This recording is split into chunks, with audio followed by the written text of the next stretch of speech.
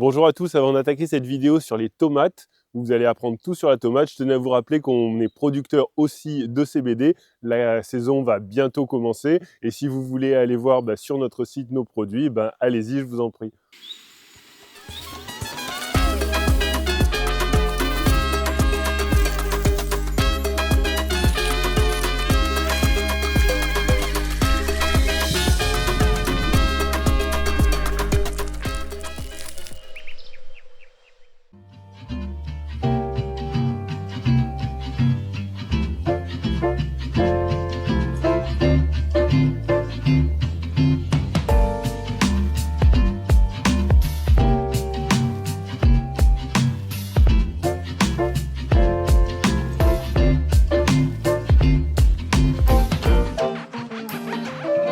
La culture de la tomate pour un maraîcher, c'est vraiment un truc indispensable parce que finalement, c'est le légume le plus demandé en été. Et donc là, on va voir deux itinéraires pour la tomate, un itinéraire de tomates sous serre et puis après, on verra plus tard un autre itinéraire de tomates en plein champ.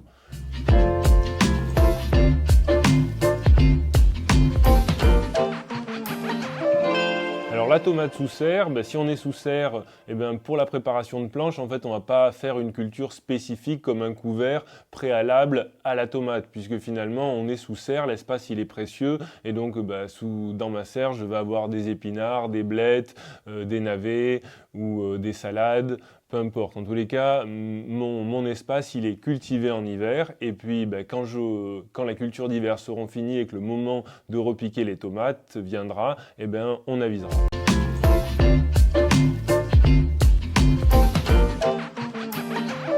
C'est assez facile de produire ces graines de tomates parce que la tomate étant une plante autogame, c'est-à-dire qu'elle s'auto-féconde, le risque d'hybridation est assez faible. Même si ça arrive que ça existe, et du coup là on va créer des nouvelles variétés qui sont stables ou pas.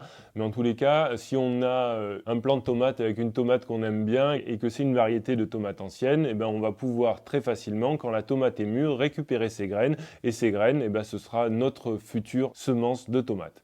Une fois qu'on a nos graines, alors où on les produit, où on les achète, et après, ça va être l'histoire de faire ses plants. Alors pour la tomate, c'est pareil, on peut acheter ses plants, mais là on va voir un petit peu comment on fait nos plants. Et pour faire ces plants de tomates, la grosse difficulté, c'est toujours la question de la température, puisque finalement, la température idéale pour la tomate, c'est 25 degrés. Et donc, en fonction des températures qu'on a, il ne faut pas que ce soit trop bas dans notre serre, parce que sinon, ça ne va pas pousser. Mais imaginons qu'on n'est pas à 25, mais qu'on soit à 18, ça va prendre un peu plus de temps pour notre plant. Et du coup, on va dire que, grosso modo, si on est en condition optimale, pour faire un plant de tomates parfait pour être piqué, il va falloir 5 semaines. Et si on est dans des températures un petit peu moins idéales, ça va prendre peut-être 8 semaines. C'est un peu notre cas. Du coup, par exemple, pour un repiquage de plants de tomates en serre début avril, je vais commencer mes plants début février. Comme ça, j'ai mes 2 mois de croissance en pépinière dans des conditions correctes mais pas optimales pour avoir un beau plant début avril à mettre dans mon tunnel. Pour les plants de tomates, c'est vrai que là, on a acheté des cagettes qui s'empilaient et qui étaient pas très hautes, mais de 11 cm, spéciales pour ramasser les tomates et après livrer dans ces cagettes pour éviter la manutention. Mais du coup, ces cagettes, elles sont assez bien adaptées pour faire nos plants, puisque finalement, de février à avril, je ramasse pas de tomates, donc j'ai toutes ces cagettes plastiques qui sont disponibles. Et du coup, dans chaque cagette, je peux mettre 35 petits pots, les petits godets qui font 7 par 7. C'est dans ces godets-là qu'on fait nos plants de tomates avec idéalement un substrat, c'est-à-dire un compost terreau où il va avoir tout ce qu'il faut pour nourrir notre plante. Donc là, pareil, on peut faire son terreau, on peut l'acheter. On ne va pas rentrer dans ces détails-là. Donc là, j'ai récupéré des trucs en polystyrène de chez Le Poissonnier. Alors ce qui est bien, c'est que vu que c'est isolant, on a la température au niveau de la terre reste à peu près lisse, quoi. Il y a moins de différence de température entre le jour et la nuit, qui permet une meilleure levée des semis, quoi. Parce que pour que la graine sortent de la dormance et se mettent à germer, il faut que tous les paramètres soient réunis. Et les principaux paramètres, c'est la température et l'humidité.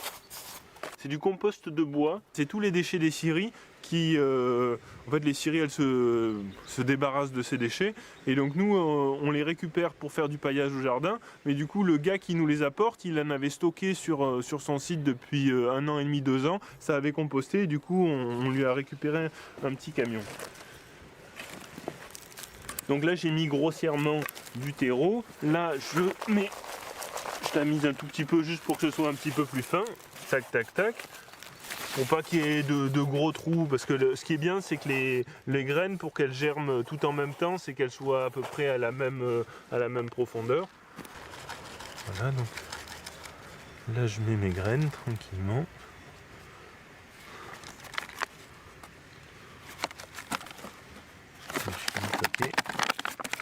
Bon là, l'air de rien, on a une centaine de petits, 150 petits plants de tomates qui vont sortir. Et on remet un petit coup de terreau par-dessus. Un demi-centimètre, 1 centimètre ou 1 centimètre, c'est bien, ça sort. Les graines, elles ont quand même un peu de force.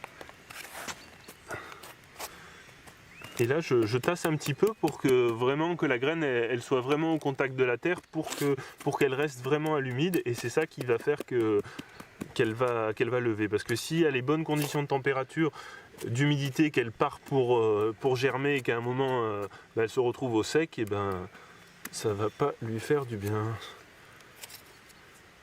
Voilà, et ben là c'est parfait. Donc on va mettre ça quelques jours, une petite semaine à côté de notre poêle à bois. La température pour que les tomates germent, il faut au moins 18 degrés. Donc là on les met à côté de la cuisinière, là on a 25-30 et ça germe très très vite quoi. Pour les aubergines et les poivrons, c'est encore plus capricieux, il faut vraiment 20 degrés, sinon on a vraiment on n'a pas des bons taux de germination. Là, ce qui est important, c'est que vu qu'on est près d'une source de chaleur, ça se dessèche très vite en fait en surface. Et vu que les graines, elles sont en surface, je viens mouiller en fait 3 fois par jour. Pas beaucoup, faut pas que ça pourrisse, mais il faut que ce soit toujours humide pour que les graines puissent germer quoi. Une fois que c'est sorti, ça va dans le dôme. Et maintenant, on va les repiquer en godet. On met de la laine de mouton en bas toujours. Comme on avait vu, ça permet de maintenir les racines, d'apporter un peu d'azote. Ça va aussi permettre de bloquer les racines. Les racines vont se développer dans la laine de mouton et elles vont moins facilement sortir du pot. Ensuite, on met du terreau et après, donc, on va faire un trou dans la terre, prendre un petit plant de tube de tomate, le mettre dedans et refermer. Et là, on va la laisser bien grandir comme ça plusieurs mois, jusqu'à ce qu'elle soit toute belle, fasse assez bon pour qu'on puisse la repiquer dans les serres.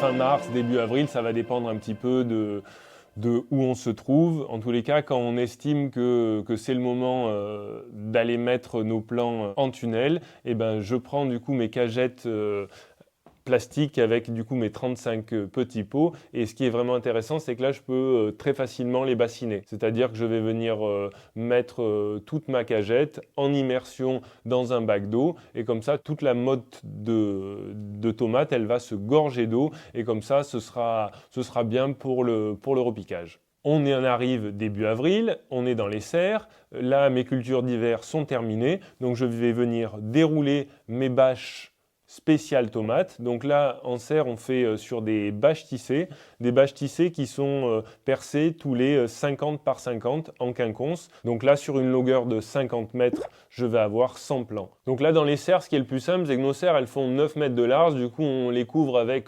3 bâches tissées de 3 mètres 30, comme ça fait un chevauchement. Et du coup, sur une bâche tissée de 3 mètres 30 de large, eh ben, on va avoir 2 fois 2 rangs de tomates.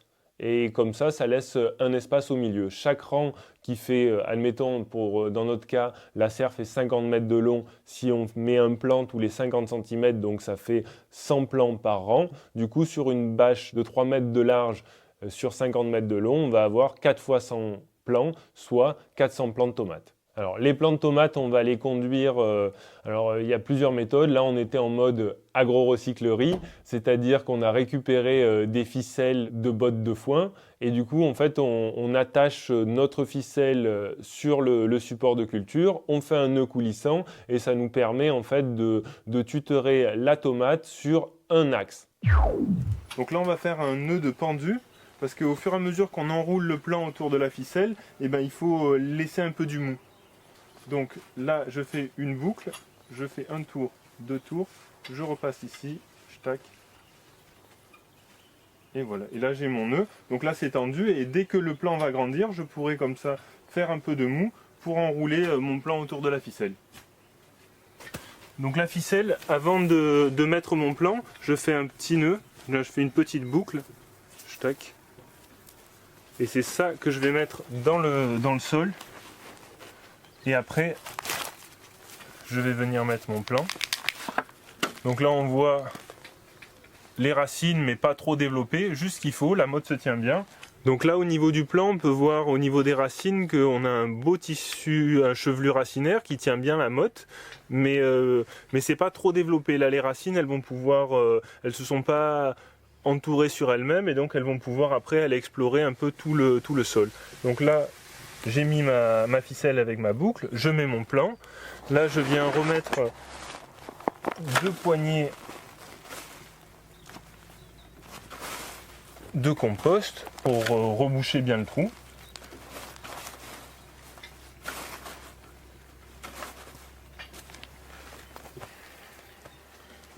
Et puis là, je viens rattacher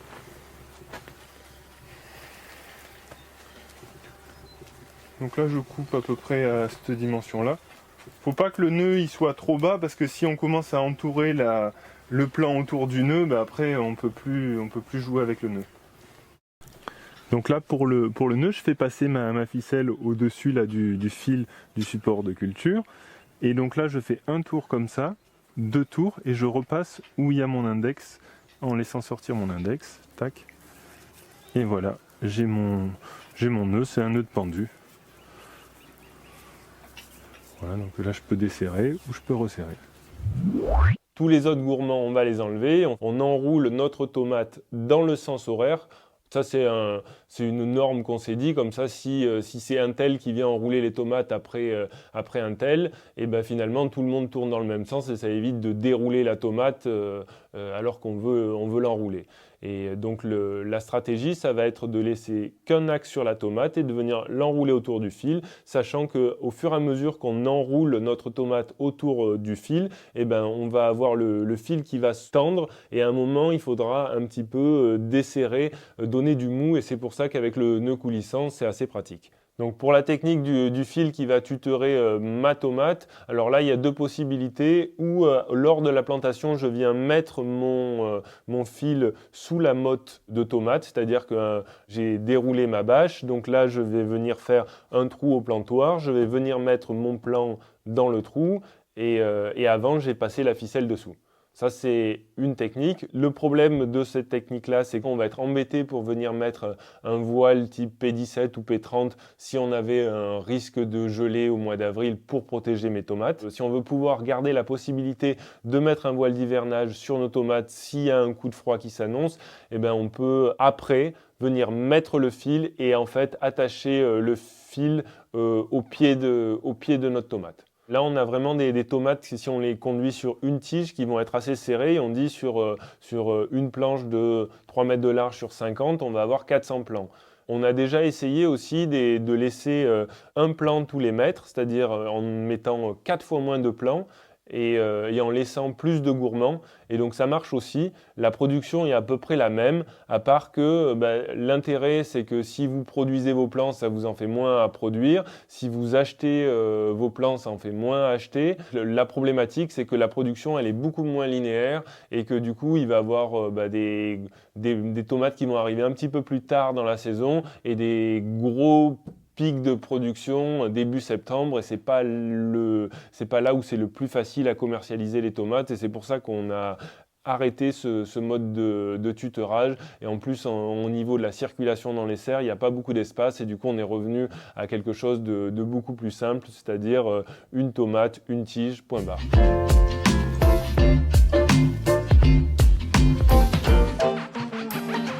Donc là, en termes de santé de la tomate, la tomate, c'est quand même une production qu'on ne peut pas louper.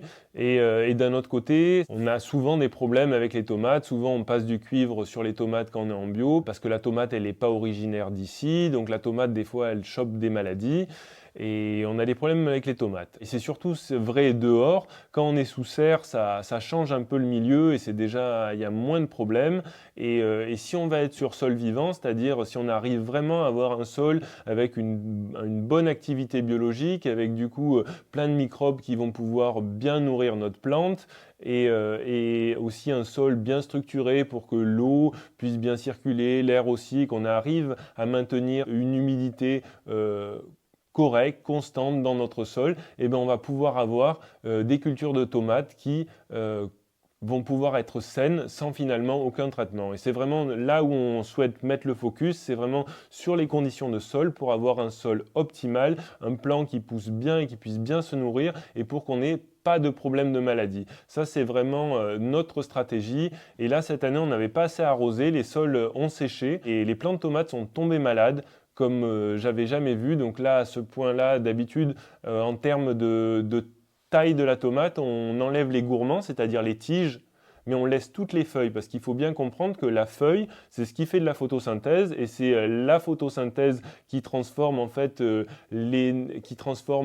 CO2 de l'air et l'eau en glucose, en sucre. Et en fait, nous, on veut que la plante, elle fasse des sucres. Et donc, les feuilles sont très importantes. Donc, d'habitude, on taille jamais une feuille. Mais là, dans ce cas-là, on avait toutes les feuilles qui étaient pleines de maladies.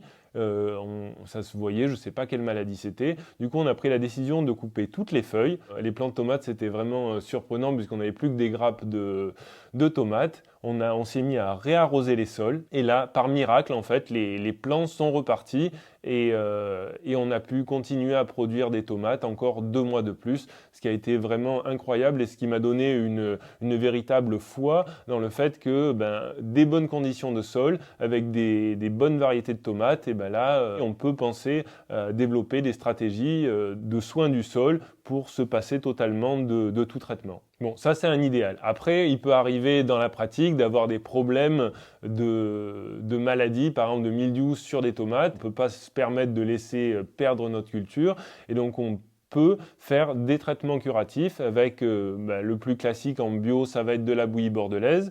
En soins curatifs, on peut aussi mettre des huiles essentielles et nous on travaille beaucoup avec l'huile essentielle de clou de girofle parce que c'est vraiment la plus abordable. Donc là on va voir une petite recette pour traiter ces tomates contre le mildiou avec des huiles essentielles. Donc là l'idée c'est de commencer toujours avec un petit peu d'huile d'olive.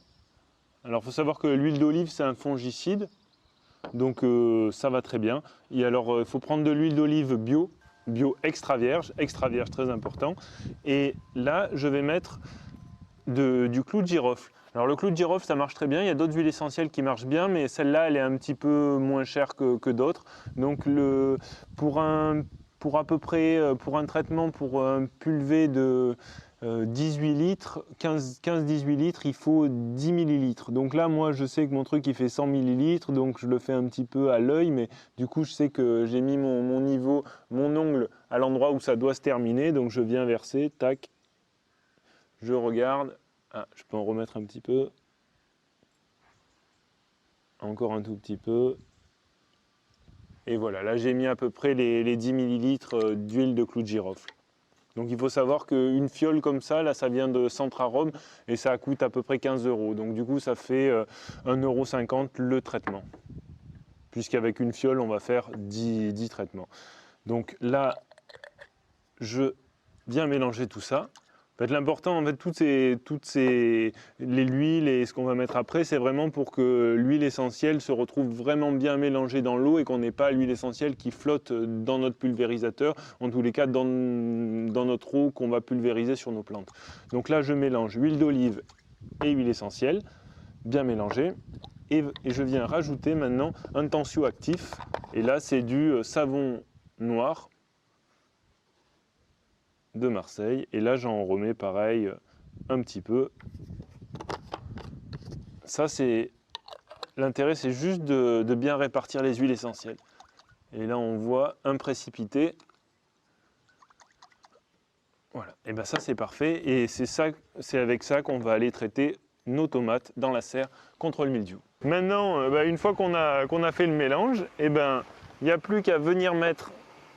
Alors là, nous, on a mis un filtre là, en sortie de pompe pour éviter de boucher un petit peu les asperceurs. Donc il n'y a qu'à dévisser ça.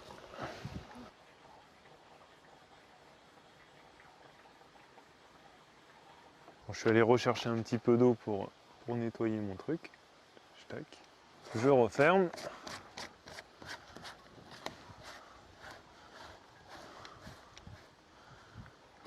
Je rouvre mes vannes.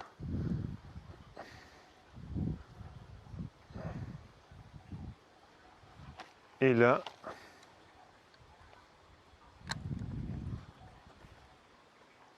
c'est parti. Et donc là, ça va repartir là-bas.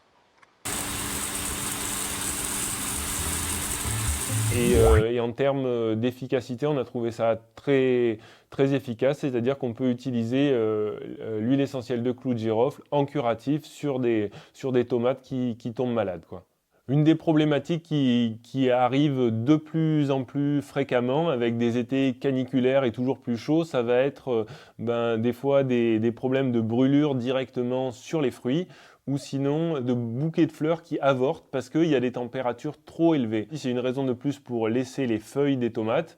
Mais après, on peut aussi avoir des stratégies de mettre des voiles d'ombrière sur les serres pour éviter qu'il fasse vraiment trop chaud parce que la température idéale dans une serre pour la tomate c'est 25 degrés et pas 40 degrés où des fois c'est vraiment on en rentre dans les serres, on voit qu'il fait vraiment très chaud même les serres toutes ouvertes, quoi. Après, sur cet aspect de la résistance d'une plante à un stress et un stress par exemple de chaleur, on s'est aperçu, il y a des études qui montrent que finalement une plante avec des champignons mycorhiziens peut, dans certains cas, résister beaucoup mieux à une température plus élevée. Dans tous les cas, on peut penser que sur sol vivant, avec du coup des plantes qui vont avoir plein d'interactions avec des champignons, avec des champignons mycorhiziens qui peuvent aider la plante, on peut imaginer que les plantes tomates cultivées dans ces conditions-là auront une meilleure résistance en cas de surchauffe des serres. Avec évidemment l'idée que pas de surchauffe dans la serre, c'est quand même mieux pour la tomate.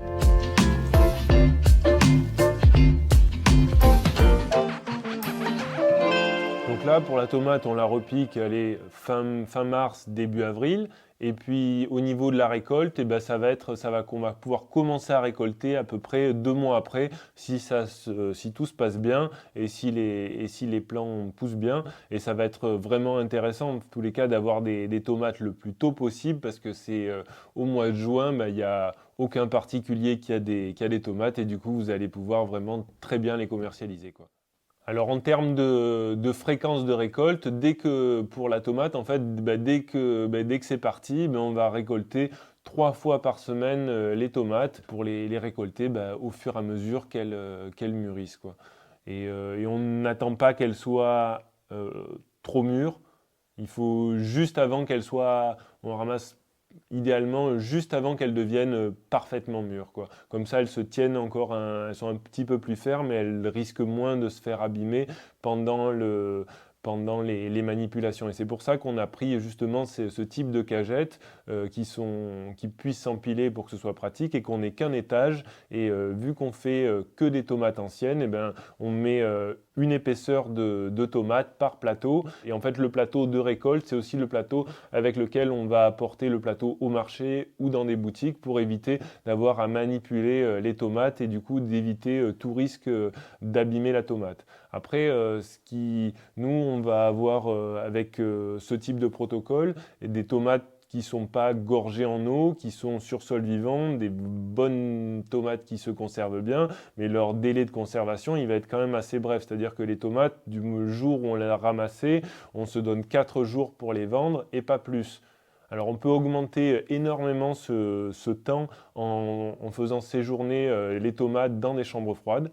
Mais s'il y a une règle ou en tous les cas un conseil que je donnerais pour garder vraiment tout le goût de la tomate, c'est de jamais mettre la tomate dans un frigo. Parce que ça détruit vraiment toutes les propriétés organoleptiques de la tomate. Alors et des fois, je suis choqué, on apporte des tomates qu'on vend à bon prix à un resto de qualité et le premier truc qu'ils font, c'est pour des normes d'hygiène, ils balancent les tomates dans le frigo. Du coup, je comprends pas pourquoi ils vont pas acheter les tomates chez Carrefour.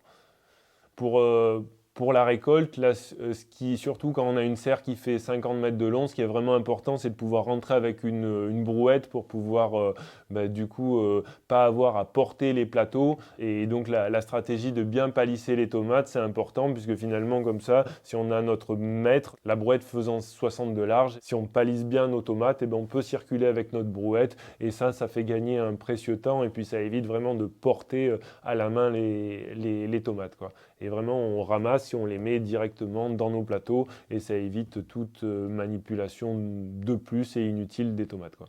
Donc là, sur les tomates, nous, on a fait le choix de faire que des variétés anciennes, en tous les cas sous serre, et d'avoir une variété de tomates plus à transformer en extérieur, en plein champ. Alors là, pour la serre, du coup, on va avoir que des variétés anciennes et la stratégie qu'on a choisie, c'est vraiment de faire plutôt des grosses tomates. Moi, j'aime pas les petites tomates, mais c'est un choix personnel. Donc, on a plutôt des grosses tomates et vraiment d'essayer d'avoir toutes les couleurs différentes pour avoir vraiment des beaux plateaux de tomates et multicolores parce que ça, je trouve ça génial. Et en termes de sélection, c'est vrai que ce qui se passe, c'est souvent en cuisine qu'on fait ça, où on goûte la tomate, si elle est vraiment bonne, et on va garder les graines là. En tous les cas, on va faire que des variétés qu'on a trouvées vraiment très très bonnes. Et donc là, on fait de la cœur de bœuf rose, mais des vieilles variétés. On a de la Brandy Wine Apricot, qui est une espèce de tomate un peu comme la tomate ananas, mais avec un peu plus orangé à l'intérieur. On faisait de la tomate ananas, mais je crois que je préfère la Brandy. Après, on va avoir une tomate noire, comme la noire charbonneuse. Après, on a une tomate rouge. Donc là, on a fait une cœur de bœuf rouge. On va avoir aussi une autre tomate rouge type marmande. Après, on a une tomate qui est orange, du coup une grosse tomate qui, elle, se tient assez bien. C'est la tomate orange.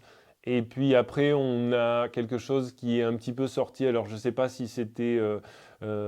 c'est une tomate qui est comme une green zebra en termes de zébrure, mais c'est de la pink zebra. Elle est sortie sur la ferme. On trouve, en tous les cas, c'est le nom qu'on lui a donné. Et on la trouve bonne, elle est très belle et elle n'a pas le défaut qu'a la green zebra qui est d'être assez sensible quand même au cul noir. Et donc ça, c'est toujours un plus. La fin de saison de tomates, c'est plutôt à peu près, on produit jusqu'à fin octobre. Après, les gens, ils sont un peu las des tomates et ça nous permet du coup de pouvoir enchaîner avec les cultures d'hiver. Donc là, on va avoir deux stratégies. C'est de toute façon, avec les fils, on coupe tout.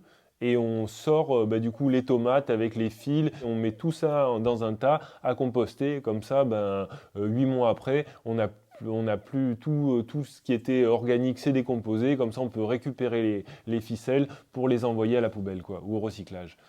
Et donc après, ça va dépendre un petit peu toujours de l'état de notre sol, mais si on a encore un petit peu de matière organique sous notre bâche, il y a plusieurs stratégies. On peut très bien, alors là on n'optimise pas en termes de place, mais quand même on peut très bien sur la bâche des tomates, à la place des tomates, venir planter des blettes par exemple, ou venir planter des choux. S'il reste un tout petit peu de matière, on peut très bien enlever la bâche, puisqu'il y a eu, du coup, ça aura fait une culture de tomates sur bâche, donc bâchage long, on peut enlever la bâche et venir faire un semis par exemple, de navets, de radis noirs. Et du coup, c'est très pratique puisque finalement, on n'a qu'à semer à la volée nos graines, passer un petit coup de râteau, éventuellement mettre un petit peu de compost si on veut assurer qu'il y ait un compost sans graines, si on veut assurer qu'il n'y ait pas d'autres graines qui germent, et on va avoir des levées très propres de ces plantes-là.